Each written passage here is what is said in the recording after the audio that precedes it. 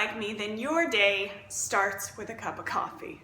I'll be honest, I have probably spent my kids' college fund at Starbucks drinking those darn flat whites. So it was something that I struggled with. It was something that I had a really hard time, and it was sort of that stumbling block for me to really get to that next level in my transition to a plant-based lifestyle. So for over a year, I have been chipping away at trying to figure out exactly how I can make my coffee taste similar to the one I loved prior to transitioning.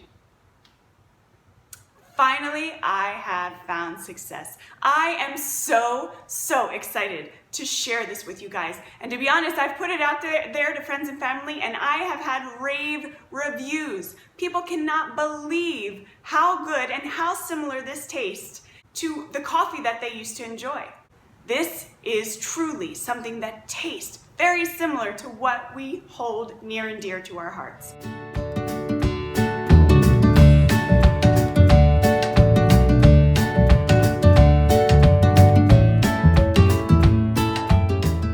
Get on to the recipe already. Here we go, guys. To my Vitamix, I add 2 tablespoons of raw cashews.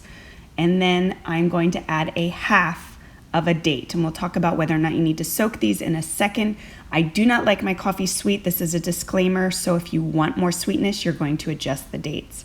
I add a pinch of sea salt, which is what I just added there, as well as a half teaspoon of pure vanilla. And then I add 1 teaspoon of melted coconut oil. Make sure your coconut oil is the neutral flavor, not the one that tastes like coconut, unless that's something you prefer. And then, of course, I'm going to add in 1 cup of very hot and very strong black coffee. I'm going to top it, and we are going to blend away for about, I let it blend for a good 30 to 60 seconds on high in my Vitamix. So let's talk about whether or not those cashews and dates need to be soaked. Here's what I suggest. If you are dealing with a blender like a Bullet or a Ninja that might not be as high powered as, say, this Vitamix, I would highly suggest soaking them. That's just going to add to the creaminess and the velvety texture of this latte or coffee drink.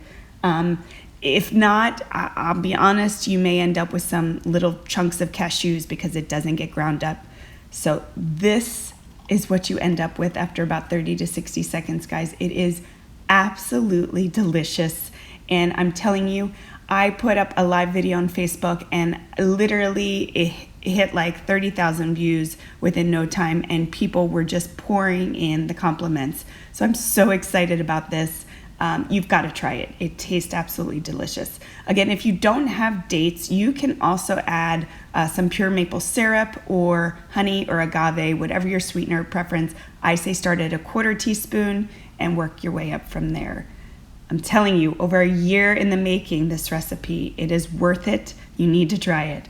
If you haven't already, check out, I will have it in the description below, a link to my free plant-based survivor's guide, 5 recipes, including this one that I think is imperative for anyone that is transitioning to a plant-based lifestyle. If you love coffee as much as I do, make sure to give this a thumbs up and subscribe to my channel for more all things plant-based.